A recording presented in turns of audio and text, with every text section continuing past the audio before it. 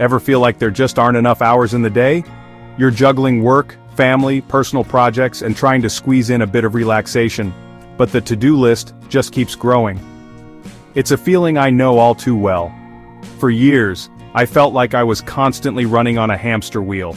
Busy but not necessarily productive, always wishing for a magical 25th hour. What if I told you that you could find not just 1, but 10 extra hours every single week?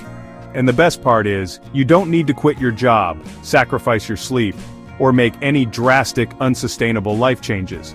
Today, I'll show you how to reclaim 10 hours a week, without quitting your job. We're going to break down 7 practical, evidence-based strategies that I've personally implemented in my own life.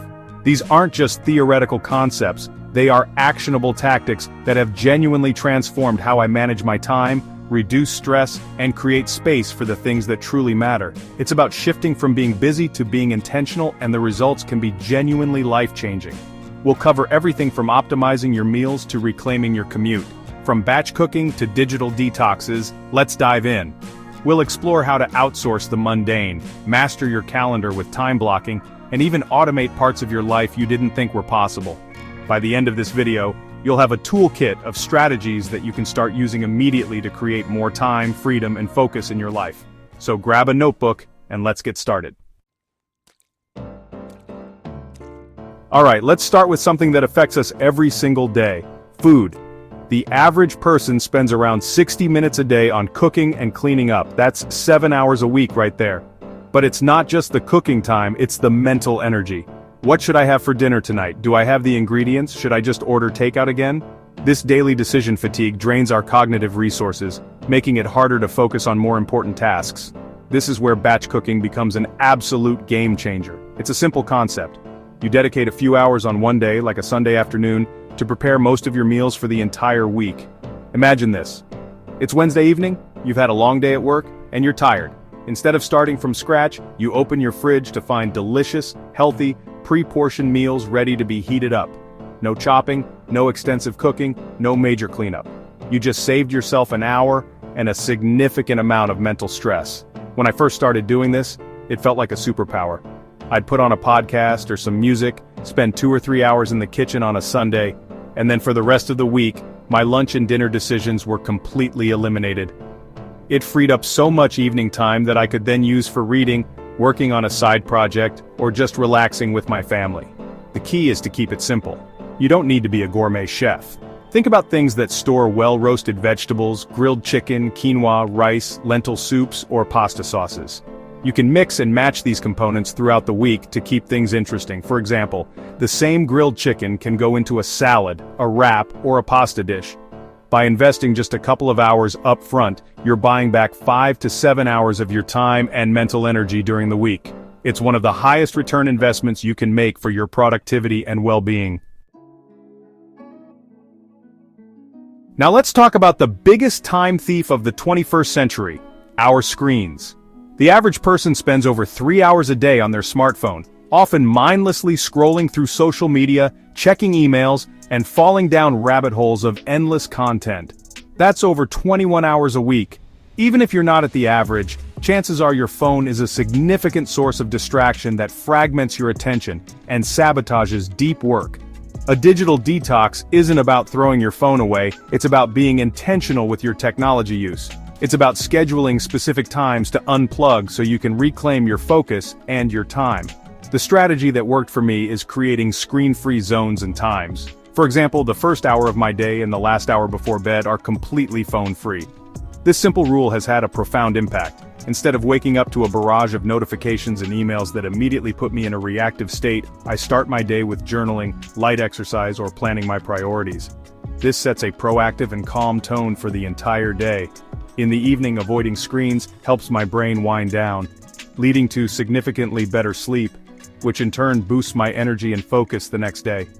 You can also try a digital Sabbath, where you take a full 24-hour break from all non-essential technology once a week or once a month. It sounds daunting, but the effects are incredible.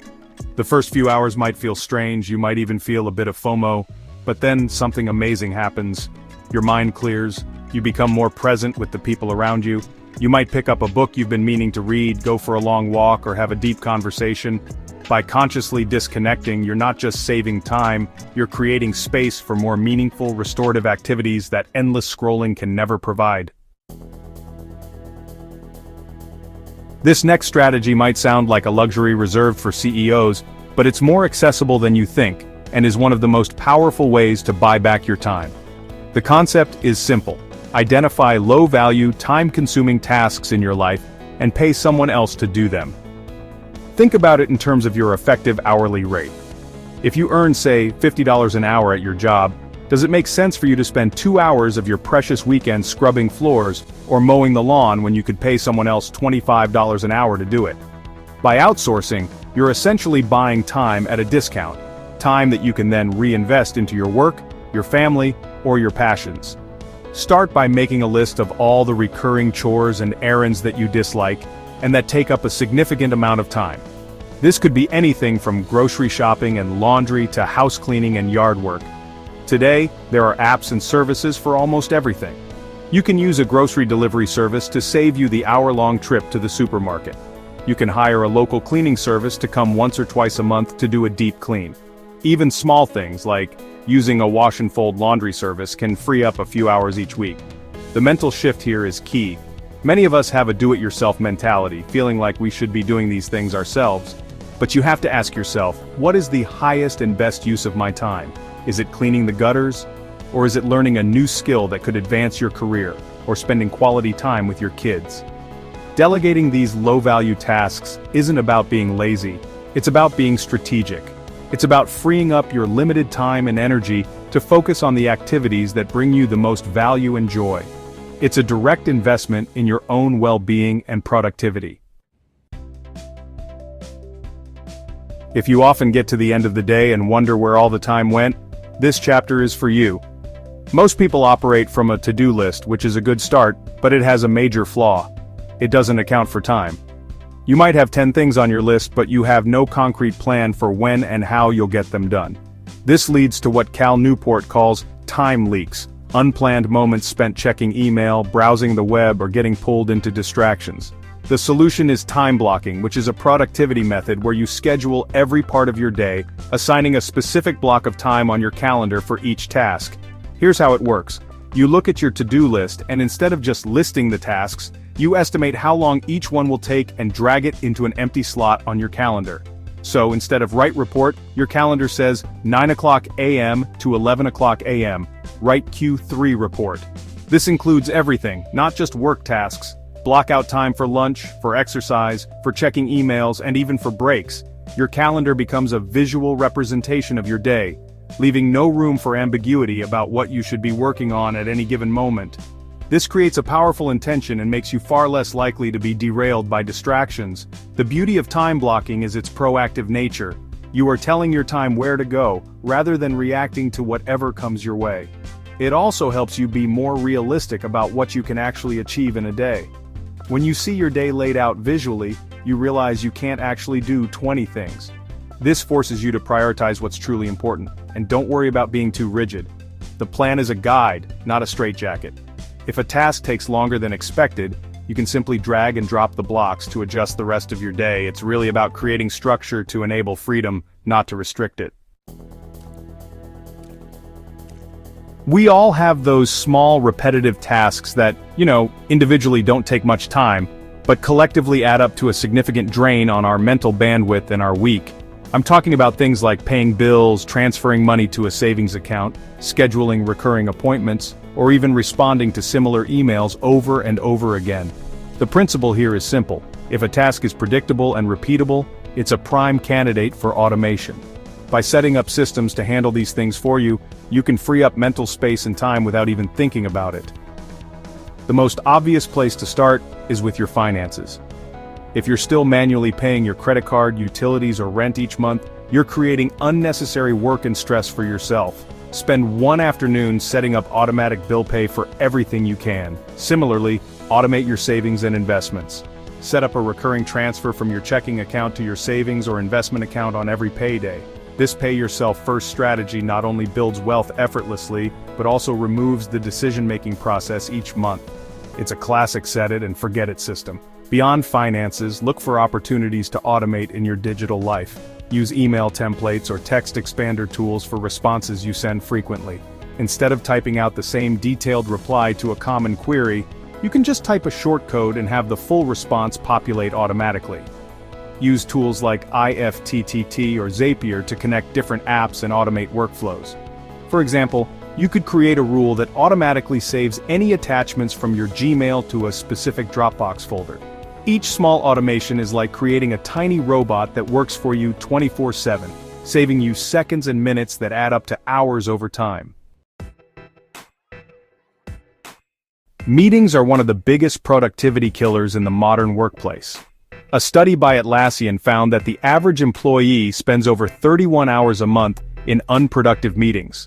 That's almost a full work week, every single month, spent in discussions that often lack a clear purpose, run too long, and could have easily been handled in another way.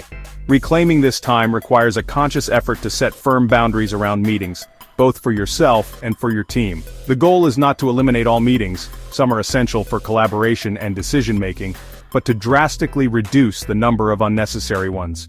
The first rule is to question every meeting invitation. Before accepting, ask yourself and the organizer, what is the specific desired outcome of this meeting? Is a real-time discussion the absolute best way to achieve this outcome? Or could this be an email, a shared document with comments, or a quick chat message? Often, simply asking for a clear agenda and objective is enough to make the organizer realize that a meeting isn't actually needed.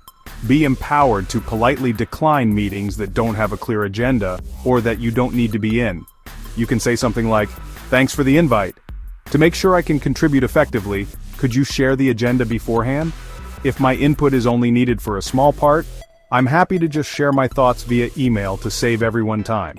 For the meetings that are necessary, make them ruthlessly efficient. Insist on a clear agenda with timings for each topic, sent out in advance. Start on time and end on time, or even better, end 5 minutes early to give people a buffer before their next commitment. Parkinson's law states that work expands to fill the time allotted for its completion, and this is especially true for meetings. A meeting scheduled for 60 minutes will almost always take 60 minutes. Try scheduling 25-minute or 50-minute meetings instead of the default 30 or 60. This forces everyone to be more concise and focused. By treating meeting time as a precious, expensive resource, you'll dramatically improve their quality and claw back hours of your work week.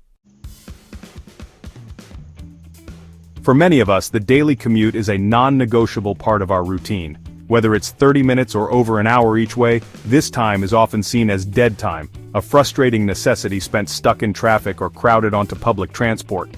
But what if you could reframe that time? What if your commute became one of the most productive and enriching parts of your day? If you have a 1-hour round-trip commute 5 days a week, that's 5 hours of potential growth time. Over a year, that's more than 250 hours, the equivalent of over 6 full work weeks. Leveraging this time is a massive opportunity. If you drive, your car can become a mobile university. Instead of listening to repetitive radio ads or rage-inducing news cycles, you can dive into audiobooks and podcasts. There are incredible resources on virtually any topic you can imagine, from business and finance to history, psychology, and learning new languages. You can essentially get a world-class education while you drive to work. I've read dozens of books this way that I otherwise wouldn't have had time for. It transforms a frustrating experience into a period of personal and professional development. If you take public transport, your options are even broader. In addition to audio content, you can use that time for focused tasks. You could clear out your email inbox, plan your day or week, brainstorm ideas in a notebook, or even work on a draft for a report. You could also use the time for mindfulness or meditation to start your day centered and calm. The key is to be intentional. Before you start your commute, decide what you want to accomplish during that time. Pack your headphones, download your podcast, or have your notebook ready.